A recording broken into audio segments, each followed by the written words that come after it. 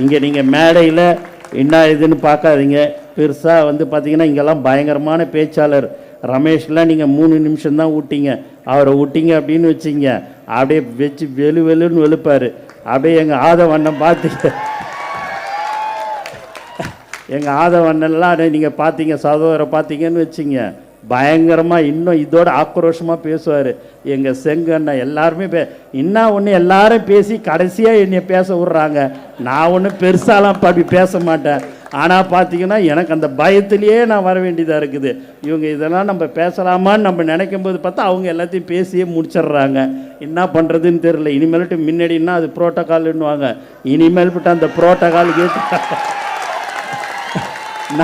நான் தலைவர்கிட்ட அனுமதியை வாங்கி எப்பா நான் முதல்ல பேசிடுறேன், அதுக்கப்புறமா இவங்க பேசட்டும். எதாவது ஒன்று நினச்சி பேசுனா அதை வச்சு வெளுன்னு வெளுத்துட்டு நீங்கள் பேசிட்டு வந்து உக்காந்துடுறீங்க.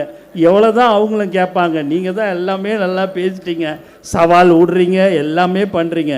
அந்த சவால்லாம் கரெக்டான சவால்னு எப்பவுமே உங்களோடு நாங்கள் கண்டிப்பாக எல்லோரும் ஒற்றுமையாக இருந்து எல்லாரையும் நம்ம என்னன்றதை நம்ம பார்த்துருவோம். அதெல்லாம் எந்த ஒரு நீங்கள் சொல்லிட்டீங்க நான் சொல்லிட்டெல்லாம் இல்லை. தலைவர் தளபதி மாண்புமிகு முதலமைச்சர் என்ன சொல்கிறாரோ அதை தான் நாங்கள் செய்வோம்.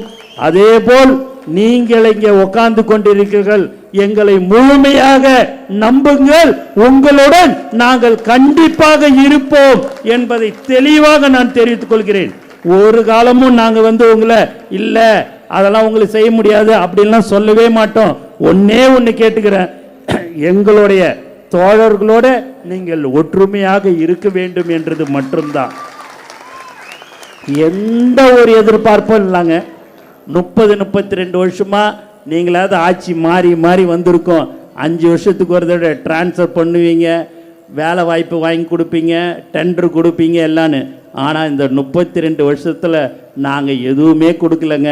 தலைவர் தளபதிக்காக மட்டும்தான், அந்த அன்பு அந்த முகத்துக்கோசம்தான் எங்களுடைய தோழர்கள் உழைத்து கொண்டிருந்தார்கள். இன்று வரை உண்மையாக சொல்கிறேன், ஒரு 30-35 நாள் ஆயிடுச்சு. இது வரைக்கும் எங்களுடைய ஆளுங்க வந்து ஒரு டிரான்ஸ்ஃபர் கேட்கல, ஒரு டெண்டர் கேட்கல. நான் எப்படின்னு இதுன்னு இல்லை, வந்து பார்த்துட்டு ரொம்ப சந்தோஷம். தலைவர் தளபதி முதலமைச்சர் ஆயிட்டாருன்னு அது போதுன எங்களுக்குன்னு சொல்லக்கூடிய தோழர்கள் எங்களுடன் இருக்கிறார்கள். உங்களுக்கு என்ன தேவைகளோ அதை நாங்கள் சகோதரி நீங்கள் மரகதம் குமாரவேல் அவர்களிடம் சொன்னால் நாங்கள் எல்லாவற்றையும் மக்கள் பிரச்சனைக்கு உங்களுக்கு செய்து தருவோம் என்று நான் இங்கே திட்டவட்டமாக நான் தெரிவித்துக் கொள்கிறேன். செய்திகளை உடனுக்குடன் தெரிந்து கொள்ள கீழ்கண்ட கேபிள் மற்றும் டிடிஹெச் நெட்வொர்க்குகளில் எம்நாடு செய்தி தொலைக்காட்சியை காணுங்கள்.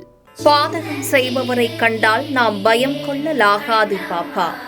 மோதி மிதித்து விடு பாப்பா, அவர் முகத்தில் உமிழ்ந்து விடு பாப்பா. அண்மை செய்திகளை உடனுக்குடன் தெரிந்து கொள்ள இணைந்திருங்கள் எம்நாடு தொலைக்காட்சியுடன்.